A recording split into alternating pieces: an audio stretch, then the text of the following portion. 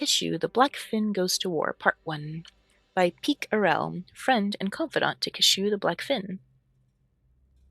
In the season following Kishu the Blackfin's return from the ruins of the Old Ones, as she referred to the so-called advanced Sexhill who lived in the distant past, we were extremely busy breathing life into Kishu's hopes and desires. In addition to learning some small amount about the way the Old Ones lived, Kishu's time of contemplation among the ruins saw the development of new ways of thinking for our leader and lifelong friend. She came back to us with a dream. Ooh, we're gonna play Xbox. Nice. Some will tell you that from the moment she returned from the ruins, Kishu wanted to bring about the resurrection of the advanced Sexhill society. Now, while she was definitely interested in learning more about that ancient time, her initial dream was much simpler. She wanted to defend Sexhill from the threat of outsiders. When Sion was captured by the Dark Elf slavers, I think it affected Kishu with a profound level. And when she freed Sion from the other Sexhill captives, I think her destiny was set in motion. Kishu decided to create an army. She called for volunteers from across the greater marsh, and a surprising number answered that call. The village elders, tree minders, and sap speakers were of mixed minds about her actions, but in the end they decided to sit back and let the Hist sort it out.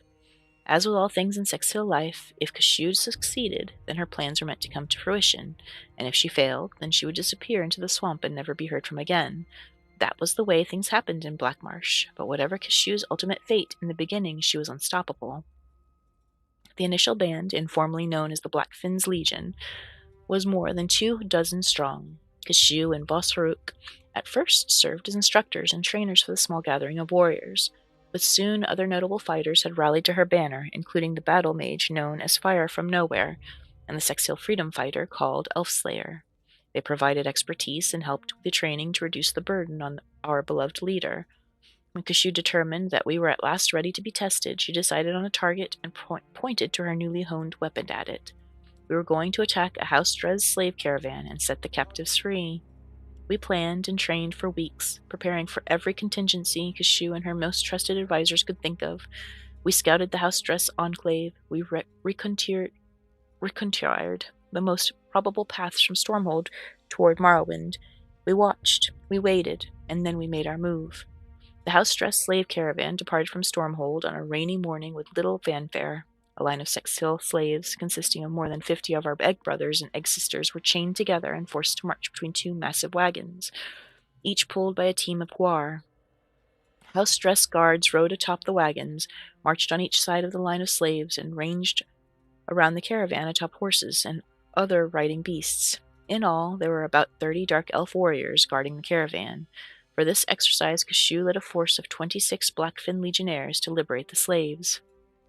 Our warriors were nervous. For the majority of them, this would be their first real battle, and though they were well trained and committed to Kishu's cause, they still suffered from the usual fears associated with entering a life-or-death situation.